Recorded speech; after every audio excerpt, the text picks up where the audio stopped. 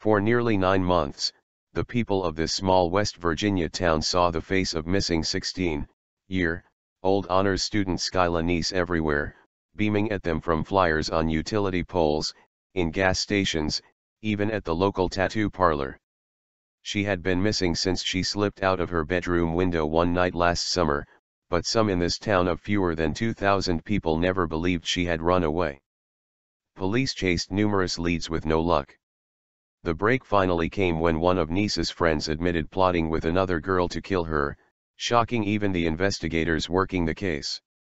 The two girls were charged with luring the straight-A student at University High School out of her family's apartment in the middle of the night, stabbing her to death at an agreed-upon moment and hiding her body under branches in a Pennsylvania township about 30 miles away from her house, according to court documents.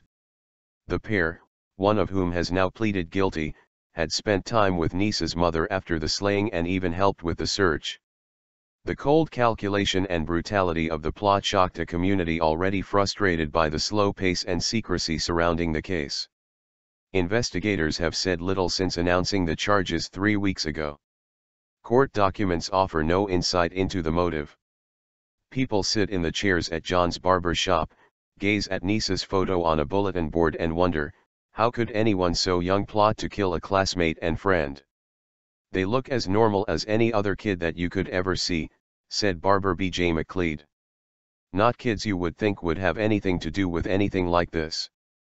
A newly released transcript of a secret plea hearing reveals that 16-year-old Rachel Schoaf said she and the second girl carried out a plan to kill Neese.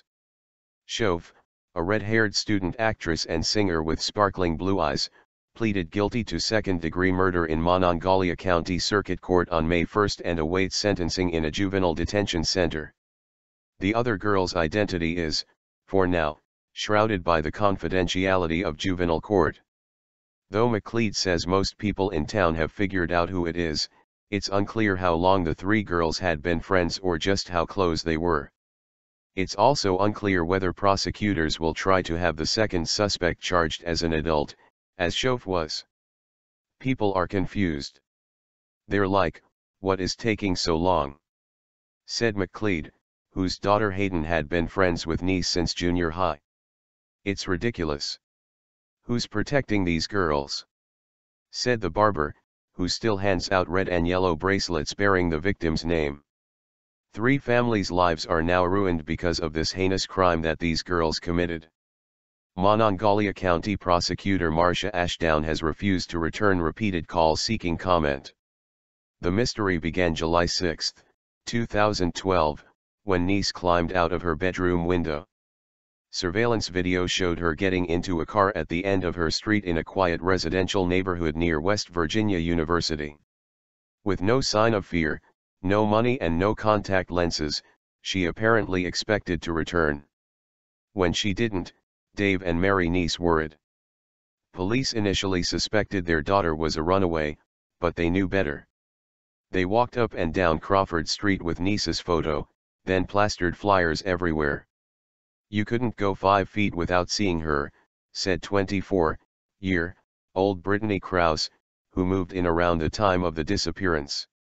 Everybody really wanted her to come home. For months, police chased down tips to no avail. The transcript from Schoaf's hearing shows the break came January 3, when she finally told investigators the truth, and where to find the body.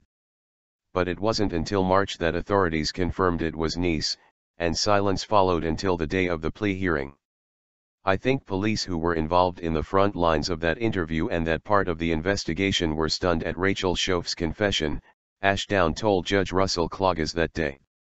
She confessed to a plan and conspiracy with another juvenile to kill Skylar Neese. A plan carried out.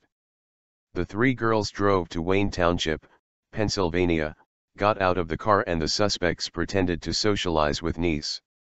And, at a planned and agreed upon moment, Ashdown said, the girls attacked and stabbed Skylar to death, and they left her there. They tried to bury Neese, she said, but covered her with branches when they couldn't. Krause, who lives a block from the Neese's apartment, was horrified by the revelation. I can't imagine my friends deceiving me like that, she said. Tragedies happen. Accidents, things like that. But not predetermined murder of a 16, or 17-year-old. It baffles me that somebody so young could do something like that, Krause said. All of their lives were just starting out. In the 5-page court file on Schoaf, prosecutors say they plan to recommend a 20-year prison sentence. But she could get as many as 40 years under the law. Schoaf's family issued a public apology through a lawyer but has made no further statements. There is no way to describe the pain that we, too, are feeling, they said. We are truly sorry for the pain that she has caused the Neese family, and we know her actions are unforgivable and inexcusable. Our daughter has admitted her involvement and she has accepted responsibility for her actions. Our hearts are broken for your loss, they told the Neese family, and we are still trying to come to terms with this event.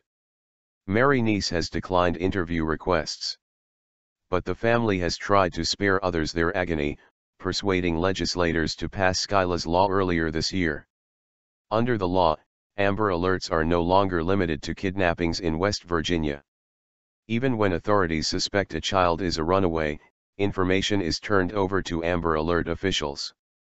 But B.J. McLeod says his family knew the girl they'd taken to amusement parks and had in their home for sleepovers hadn't run away. When school went back in session and she wasn't there, we knew something was wrong because she wouldn't miss school, he said. She was a really, really smart kid. The transcript of Schoaf's hearing shows other students also had suspicions, chattering on social media about all three girls. A few overheard a conversation between the suspects about the plot but waited to report it. The teenagers thought it was a joke, Ashdown told the judge, but only later decided and believed it was all too true and all too prophetic. McLeod marvels that two teenage girls could maintain their deception from July to January. Some of the criminals that are locked up for life aren't that hard.